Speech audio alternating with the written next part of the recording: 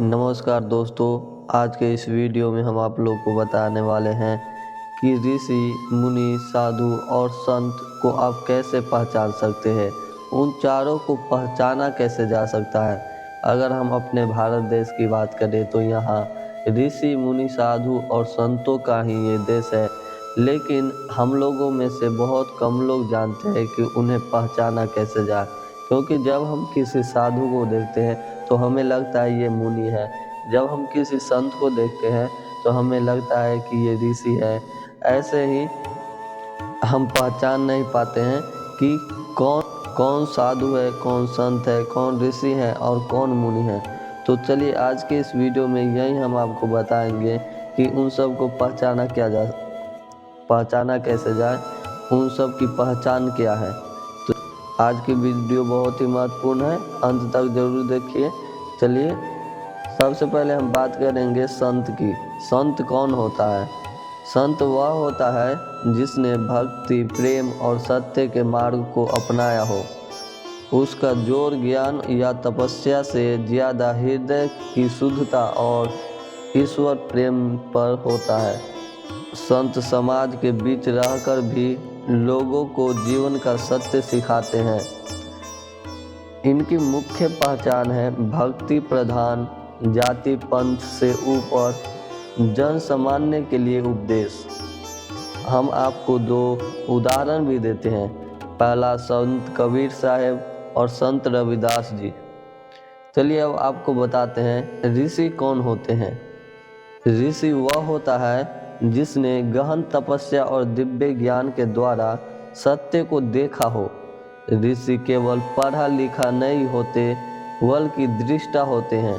वेदों के मंत्र जिनके अनुभव से प्रकट होते हैं वही होते हैं ऋषि।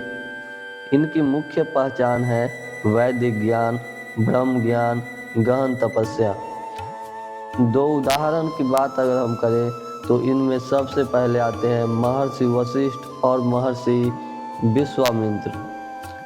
चलिए अब आपको बताते हैं मुनि को कैसे पहचाने। मुनि कौन होते हैं, उनका काम क्या है।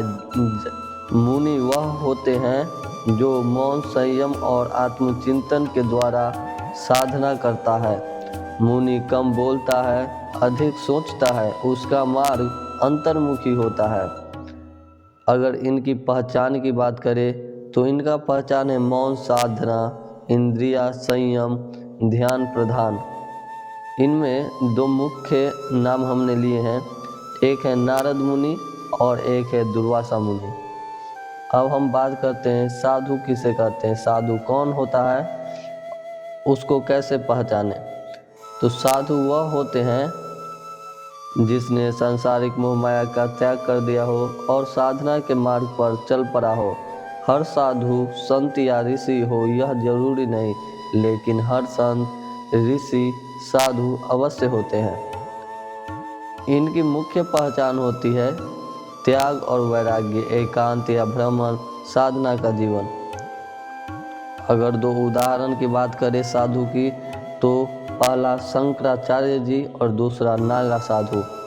और अगर हम बात करें कि इन चारों में से श्रेष्ठ कौन है, तो इन चारों में से श्रेष्ठ की बात करें तो सभी अपने अपने क्षेत्र के लिए यहाँ पर श्रेष्ठ है। सभी अपने अपने काम के लिए यहाँ पर श्रेष्ठ माने गए हैं। ऋषि ज्ञान में श्रेष्ठ हैं, मुनि संयम और आत्म नियंत्रण में श्रेष्ठ हैं, साधु त्याग में श्रेष्ठ हैं और संत प्रेम और करुणा में श्रेष्ठ हैं।